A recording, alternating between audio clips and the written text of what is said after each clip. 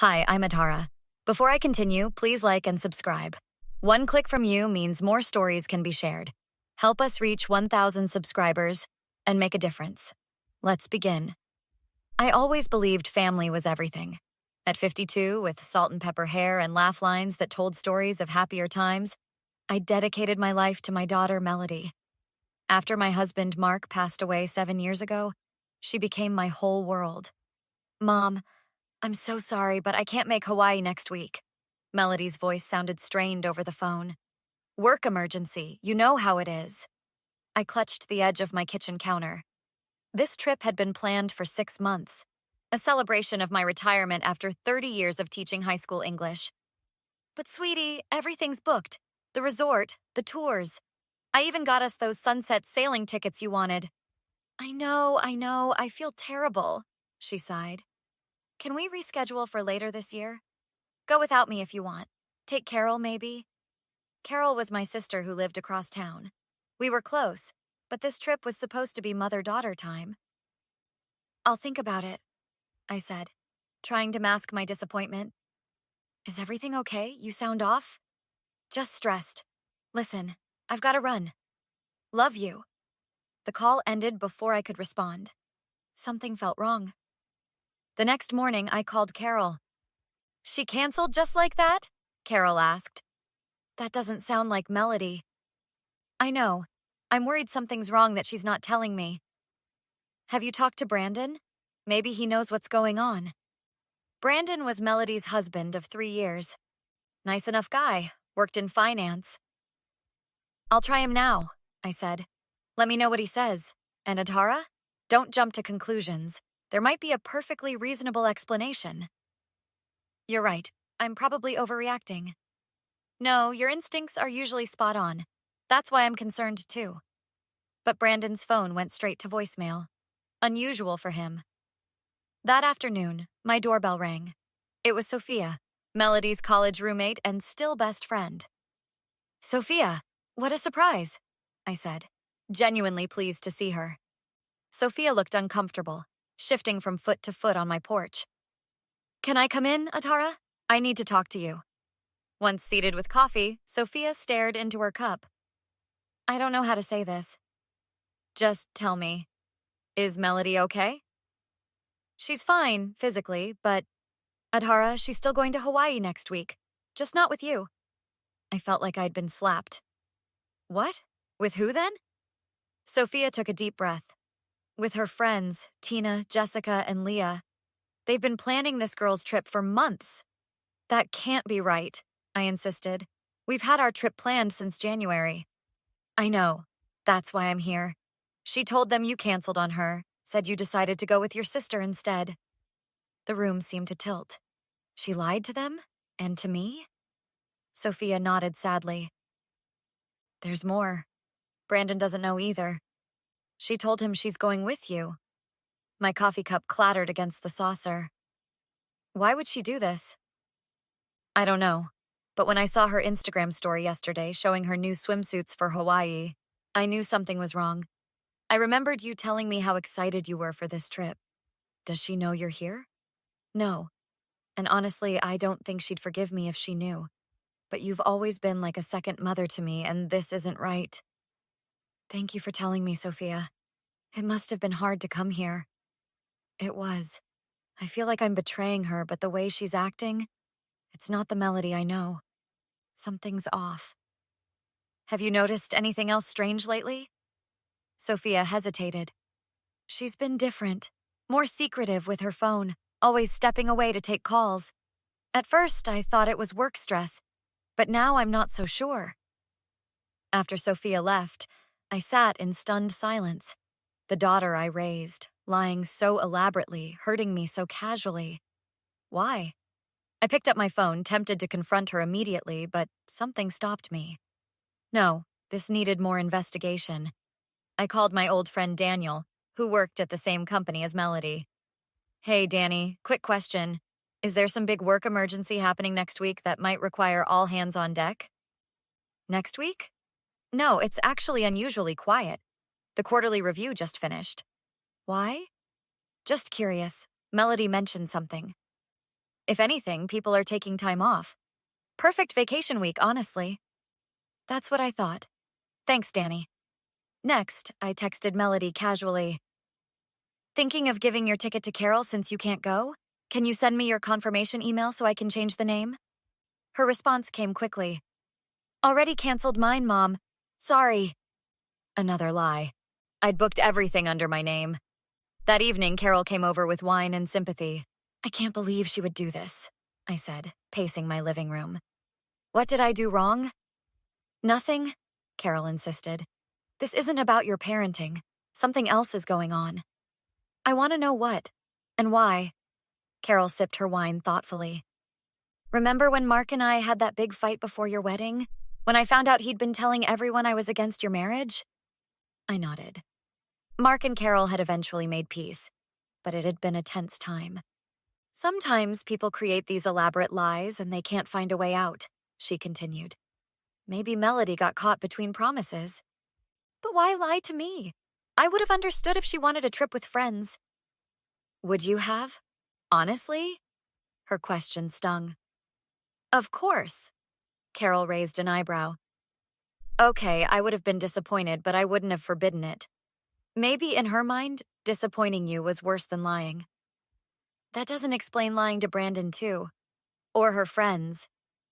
No, it doesn't, Carol agreed. And that's what worries me. What are you thinking? I'm thinking there's someone else in this equation we don't know about yet. I shook my head. No, there's more to this. And I'm going to find out what. The next day, I did something I'd never done before. I went to Melody's house when I knew she'd be at work. Brandon would be there. He worked from home on Wednesdays. He seemed surprised to see me. Adara, come in. Everything okay? Not really, I said, stepping inside. I need to talk to you about Hawaii. His face remained neutral. What about it? Melody canceled on me, said she had a work emergency. Brandon frowned. That's strange. She told me you two were still going. That's what I thought. Brandon, she's planning to go with her friends, not me. And apparently not with you knowing either. His expression shifted from confusion to hurt to anger. Are you sure? Her friend Sophia told me yesterday. Melody's been lying to all of us. Brandon slumped onto the couch. I don't understand. Why would she do that? That's what I'm trying to figure out. Has she been acting strange lately? He hesitated. She's been on her phone a lot, secretive. I thought, well, I was starting to worry there might be someone else. My heart sank further. You think she's having an affair? I don't know, I hope not. But this lying about the trip, it doesn't make sense otherwise. Has she mentioned any new friends? Anyone at work? Brandon ran his hand through his hair. There's this guy, Ryan. She talks about him more than she used to. Office happy hours running late. Weekend work sessions. Let me see her Instagram, I said. Brandon pulled it up on his phone, showing me recent posts. Nothing suspicious until we reached a photo from 2 weeks ago. Melody at lunch with a handsome man I didn't recognize. Who's that? I asked. Brandon's jaw tightened. That's Ryan, her colleague. She's been mentioning him a lot lately. And you've never met him? No. There was a company party last month. I was supposed to go, but Melody said at the last minute it was employees only. Now I wonder. The pieces were starting to fit together, but the picture they formed was breaking my heart. What do we do? Brandon asked. We don't confront her yet, I decided. Let's see how deep this goes. That night, I called Melody. I've decided to go to Hawaii alone, I told her, since you can't make it. That's great, Mom. You deserve it. Send me lots of pictures, okay? Will do. By the way, can you feed my plants while I'm gone? I'll drop off the key Saturday. Oh, I can't Saturday. How about Friday? Friday works, I said, knowing full well she'd be gone by then if she was leaving with her friends as planned.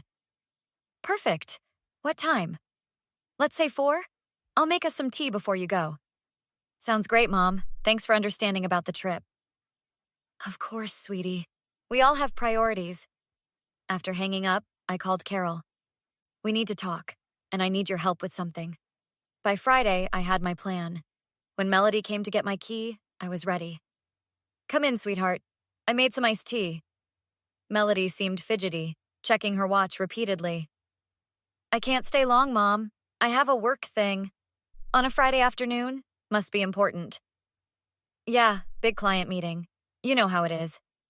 It'll just take a minute. Oh, before I forget, I found these old photos of you and your dad. Thought you might want them for that scrapbook you were making. I handed her an envelope. Inside were printouts of her Instagram posts about Hawaii, screenshots of her texts with her friends that Sophia had shared with me, and a note that simply said, I know everything. Her face drained of color as she flipped through the pages. Mom, I can explain. Please do, I said calmly. Explain why you're lying to me, to Brandon, and to your friends. Explain why you're throwing away everything for… What exactly? The doorbell rang. Right on cue. That would be Brandon, I said. And Carol. And Sophia. I thought we should all hear this explanation together. Melody's eyes widened in panic. You told Brandon? Of course I did. He's your husband. He deserves the truth. Mom, this is private. Between us. No, Melody. When you lie to everyone, it stops being private. It becomes everyone's business. When everyone was seated in my living room, the atmosphere was thick with tension. Melody, Brandon began. What's going on? Who's really going to Hawaii with you? Melody looked cornered. It's not what you think. Then what is it? I pressed. I needed space, okay? From all of you. Mom, you've been suffocating me since Dad died. Brandon, you're always talking about starting a family when I'm not ready. My friends want me to be the same party girl I was in college. I just wanted 1 week where I could be myself. So you're going alone? Carol asked skeptically. Melody hesitated too long.